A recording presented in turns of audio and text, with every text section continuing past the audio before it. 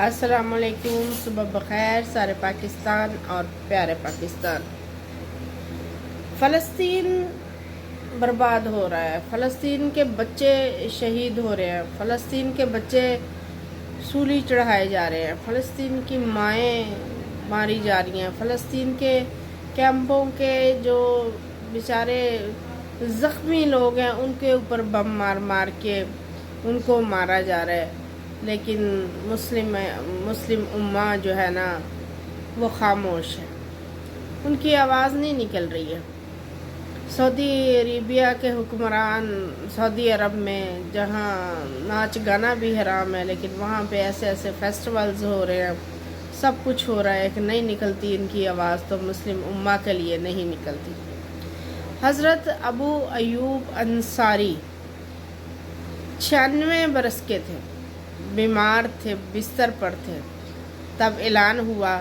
کہ اے لوگو اللہ کے راستے پہ نکلو، تو حضرت ابو ایوب انصاری نے اپنے ساتھیوں سے کہا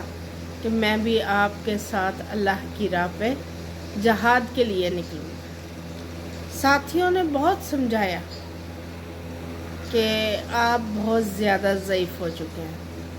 آپ پر یہ لاگو نہیں ہے، لیکن پھر بھی انہوں نے کہا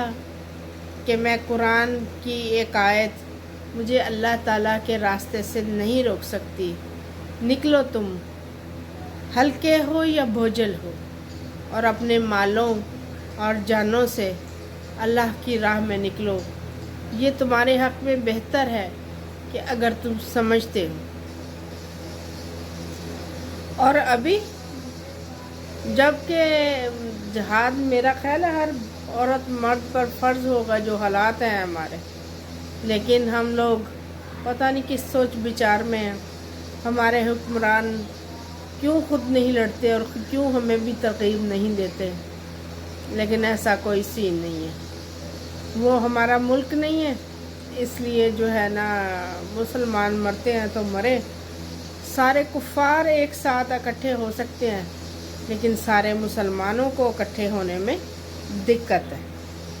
96 سال کی عمر کے حضرت ابو ایوب انصاری نکلتے ہیں اللہ کی راہ میں، اور اللہ کے راستے میں وہ نکل گئے، اور ساتھیوں سے کہا کہ جب مجھے موت آ جائے تو میری لاش کو اللہ کے راستے میں لے جانا اور دور سے دور مجھے دفن کرنا، تاکہ کل قیامت کے دن اللہ پاک سے دور سے دور مجھے دفن کرنا، تاکہ کل قیامت کے دن اللہ پاک سے کہوں کہ یا اللہ، جب میں زندہ تھا تو میں آپ کے راستے پہ چل رہا تھا، اور جب مجھے موت آئی تو میری لاش بھی آپ کے راستے میں چل رہی تھی۔ حضرت ابو ایوب انصاری کی قبر مبارک استنبول ترکی میں ہے، اور اللہ پاک ہم سب کو دین عالی محنت کے لیے قبول فرمائے۔ یہ تو ہے بات حضرت ایوب انصاری کی، اپنا ہم جواب کیا دیں گے؟ ہمارا زمانہ امن کا زمانہ تو نہیں آیا نا، ہمارے سامنے کشمیر کی مائیں بہنیں لٹتی رہیں، ہمارے سامنے فلسطین کے بچے مارے جا رہے ہیں، ہمارے سامنے فلسطین کے زخمی ان کا کھانا پینا بند کر کے، ان کے راستے بند کر کے، ان پہ بمباری کر کے مارے جا رہے ہیں، ہم پرسکون اپنے گھروں میں۔ ان کے جیسی ایک رات کا تصور تو کر کے دیکھو۔ رات کو ہانیہ میرے بیٹے کی بیٹی ہے، میری پوتی ہے، وہ رو رہی تھی صرف اس بات کے لیے کہ اس کی ماما اس کو کمرے میں لے گئی تھی اور وہ ادھر ہمارے پاس آنا چاہ رہی تھی، تو مجھ سے اس کا رونا برداشت نہیں ہو رہا تھا، اور وہ بچے جو زخموں سے چور ہیں، جن کے پاس کھانے کو کچھ نہیں ہے، جن کے پاس شیلٹر نہیں ہے، جن کے پاس ادویات نہیں ہیں، ڈاکٹرز بغیر بے ہوشی کی دوائی دیے ان کے آپریشن، ان کے زخم سینے پر مجبور ہیں. ذرا دل پہ ہاتھ تو رکھ کے سوچو کہ ان کی مائیں کیسے برداشت کرتی ہوں گی،